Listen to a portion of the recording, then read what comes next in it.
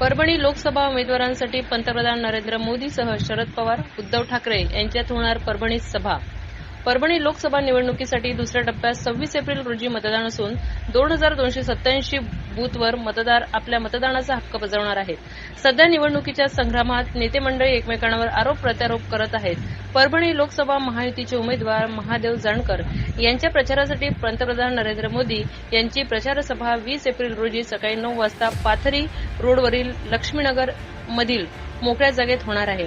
तर महाविकास आघाडीचे उमेदवार संजय जाधव यांच्या प्रचारार्थ 23 एप्रिल रोजी सायंकाळी 5 वाजता स्टेडियम मैदानावर माजी मुख्यमंत्री उद्धवजी ठाकरे यांची जाहीर सभा होणार आहे. शरद पवार, आदित्य ठाकरे यांची सभा 20 एप्रिल रोजी सायंकाळी 5 वाजता बाजार समिती मैदान, कुंभारी, पिंपळगाव तालुका, धनसावंगी येथे होणार आहे. गत लोकसभा निवडणुकीत शिवसेना पक्षाला सर्वाधिक मते मिळाली होती, तर राष्ट्रवादी काँग्रेस पक्ष दुसऱ्या क्रमांकावर होता. प्रतिनिधी विलास पाटील, मानवत.